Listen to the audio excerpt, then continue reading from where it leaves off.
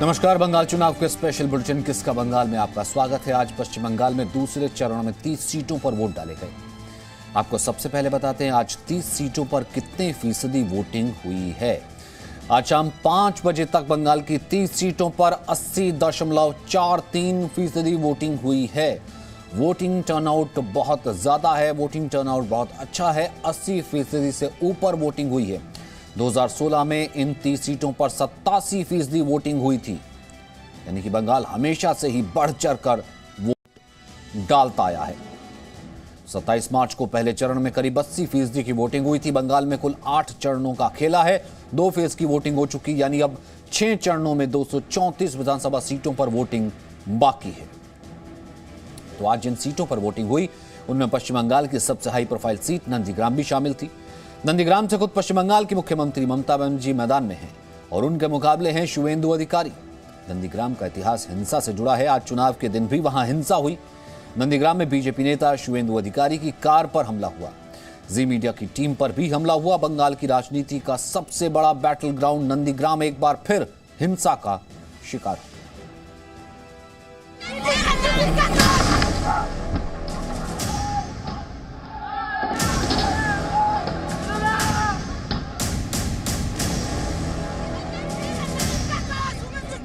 ये बंगाल में चुनावी हिंसा की तस्वीर है।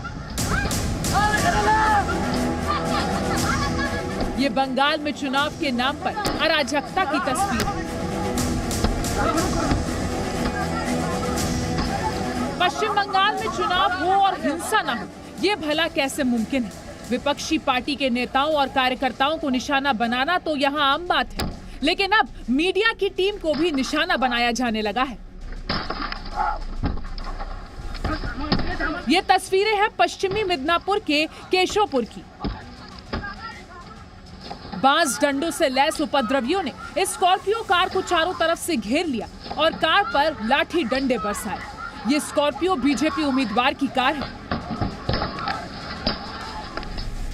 उसके साथ चल रही जी मीडिया की गाड़ी पर भी हमला किया गया। चुनाव कवरेज के लिए पहुंची जी मीडिया की टीम को निशाना बनाया गया, जिसमें कैमरामैन घायल हो गए। इस हमले का आरोप तृणमूल कांग्रेस के कार्यकर्ताओं पर है।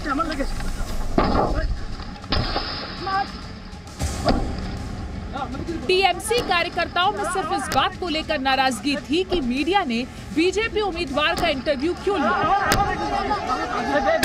नंदीग्राम से भी हमले की कुछ तस्वीरें सामने आई हैं। इस कार का टूटा हुआ शीशा भी चुनावी हिंसा की गवाही दे रहा है।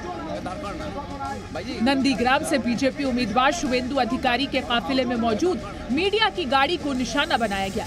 चुनाव के दौरान हिंसा को लेकर शुवेंदु अधिकारी को कहना पड़ा कि बंगाल में जंगल राज है और 2 मई को जंगल राज खत्म होगा। दादा, आपके कार्यकर्ता की हत्या हो रही है, क्या डराने की कोशिश की जा रही है? आपका ऊपर पथराबाजी चल रहा है, हमारे ऊपर भी चल रहा है। जंगल राज है बेगम का जंगल राज। तो जंगल राज कैसे खत्म होगा दादा? खत्म पब्लिक कर देगा। आज 30 में 30 हारेगा और 2 तारीख तक उसका ये है एक्सपायरी डेट है, दूसरा में।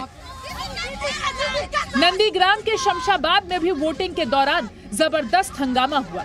टीएमसी के समर्थक विरोध और हंगामा कर रहे हैं। हंगामा कर रहे समर्थकों ने आरोप लगाया कि अर्धसैनिक बल के जवान उन्हें वोट देने से रोक रहे हैं।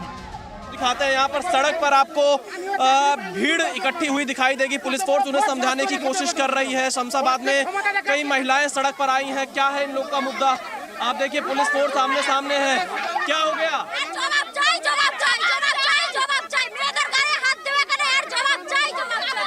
पुलिस बल के जवान दिखाई देंगे, लोगों को समझाने की यहाँ पर कोशिश कर रहे हैं, माहौल शांत कराने की कोशिश कर रहे हैं।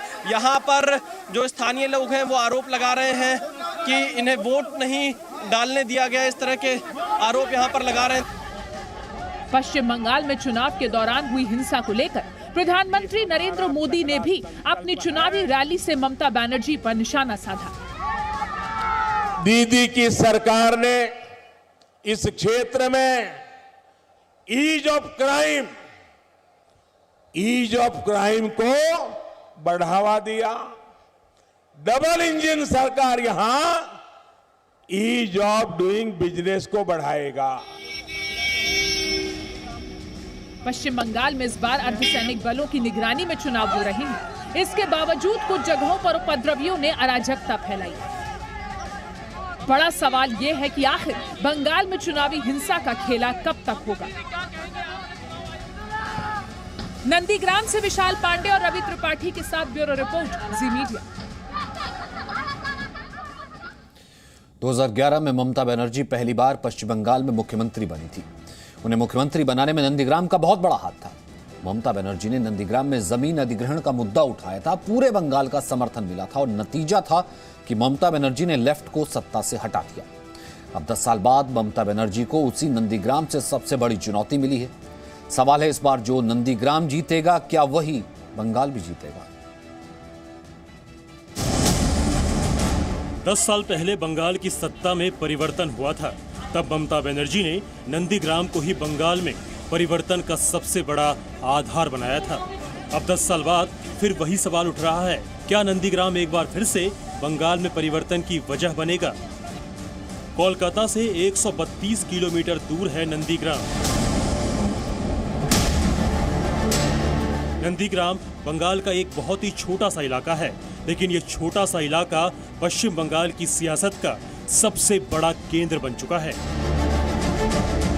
क्योंकि यहाँ मुकाबला है मुख्यमंत्री ममता बनर्जी और बीजेपी नेता शुवेंदु अधिकारी का। सिर पर सफेद कपड़ा रखकर पोलिंग बूथ के बाहर व्हील चेयर पर बैठी ये बंगाल की कोई वोटर नहीं, बल्कि मुख्यमंत्री ममता बनर्जी हैं। टीएमसी उम्मीदवार ममता बनर्जी ने बूथ तक जाकर वोटिंग का हाल देखा। उन्होंने एक पोलिंग बूथ पर अघोषित धरना तक दे दिया। वो पोलिंग बूथ के बाहर काफी देर तक व्हील चेयर पर बैठी रहीं और वहीं से ही राज्यपाल ओपी धनखड़ को खुद फोन मिलाया। ममता बनर्जी ने आरोप लगाया कि उन्हें बूथ के अंदर नहीं जाने दिया जा रहा है और यहाँ बाहरी लोग आकर वोट दे रहे हैं। 80% Chappa vote is there and in front of is there Cape and PSL and they didn't allow the people, local people to cast their vote. From morning I am complaining, but I am not getting any result. Even now I am complaining to you as a governor also. Please see that local people they are not allowed to vote because of BJP and एक तरफ Mamata Banerjee polling booth के बाहर डटी हुई थी, तो उनके खिलाफ मैदान में खड़े बीजेपी उम्मीदवार नंदीग्राम के एक बूथ से दूसरे बूथ पर जाकर कार्यकर्ताओं से मिल रहे थे और वोटिंग का हाल जान रहे थे। पश्चिम बंगाल की सबसे हॉट सीट नंदीग्राम के 2.5 लाख से ज्यादा वोटरों ने ममता बनर्जी और शुवेंदु अधिकारी की किस्मत का फैसला ईवीएम में लॉक कर दिया है। नंदीग्राम में वोटिंग जबरदस्त हुई है। बीजेपी सरकार, बीजेपी जीतेगा, बीजेपी शुवेंदु अधिकारी जीतेगा, ज्यादा ही जीतेगा। दीदी नहीं है, वो मुझे गया। क्या आप लोग क्या कहते हैं? दादा बीजेपी। मुख्यमंत्री ममता बनर्जी भले ही यहाँ से चुनाव लड़ रही हैं, लेकिन नंदीग्राम के लोगों का दादा पर ज्यादा भरोसा दिखा। नंदीग्राम के वोटरों ने माना कि इस बार नंदीग्राम से ही न्याय होगा। काम छोड़कर पहले मतदान। Nandigram will do the justice. अच्छा, न्याय करेगा। देखिए ये कह रहे हैं Nandigram will do the justice, Nandigram न्याय करेगा। और नंदीग्राम में वो सब कुछ हुआ है क्योंकि नंदीग्राम से ही ममता बनर्जी ने लेफ्ट शासन के खिलाफ सबसे बड़े आंदोलन की शुरुआत की थी और उसी नंदीग्राम में जो कि शुवेंदु अधिकारी उनके साथ हुआ करते थे उस आंदोलन में, अब उनके खिलाफ हैं और उनके सामने चुनाव लड़ रहे हैं। ममता ने जब नंदीग्राम से चुनाव लड़ने का ऐलान किया था तो उन्होंने कहा था कि वो नंदीग्राम ज्यादा नहीं आ पाएंगी, लेकिन कड़े मुकाबले में फंसी ममता लगातार नंदीग्राम में डटी रहीं। चुनाव के दिन चुनाव आयोग पर भी निशाना साध दिया और केंद्र के इशारे पर काम करने का आरोप लगाया। इलेक्शन कमीशन होम मिनिस्टर का इंस्ट्रक्शन सुनेगा और इलेक्शन का अंदर में अगर वो साउटिंग स्लोगन चले, पब्लिक को गांव से नहीं आने दे, तो इसका गलती है। इलेक्शन कमीशन को इसको बैड रिजल्ट नहीं हो रहा है। जो इलेक्शन कमीशन सबको देखा, ऐसा खराब इलेक्शन हमको भी नहीं देखा। एक तरफ पश्चिम बंगाल के नंदीग्राम में ममता बनर्जी परेशान दिख रही थी, तो दूसरी तरफ ममता बनर्जी के ही उलूबेरिया में प्रधानमंत्री मोदी ममता बनर्जी के नंदीग्राम में हार की भविष्यवाणी कर रहे थे। अभी कुछ ही देर पहले नंदीग्राम में जो हुआ वो हम सब ने देखा है।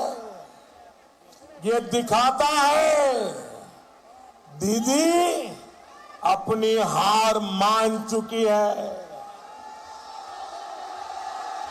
ये दिखाता है बंगाल में बीजेपी की सरकार बनने जा रही है। प्रधानमंत्री मोदी ने ममता बनर्जी को लेकर एक और भविष्यवाणी की। पीएम मोदी ने कहा कि आखिरी चरण के चुनाव से पहले ममता बनर्जी कहीं और से भी चुनाव लड़ सकती हैं। जरा बताइए ये अफवाह में कितनी सच्चाई है।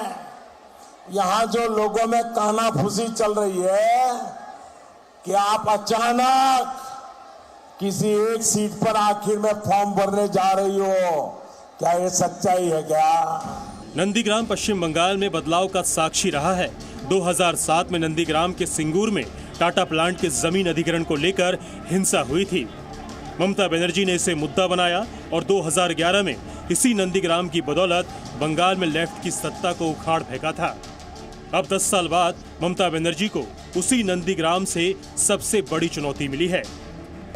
पॉलिटिकल जमी खिचक रहा है। मतदान प्रभावित नहीं होगा क्या ऐसी जगह में अगर मुख्यमंत्री पूरा इलीगल काम की 2 घंटा वोट रोक के इतना सिक्योरिटी लेकर उधर और इतना सब गुंडा को लेकर जो ड्रामाबाजी किया, सीधा एमसीसी के खिलाफ है। आप क्या कंप्लेन करेंगे इसके खिलाफ? वोटिंग कंप्लीट होने दीजिए।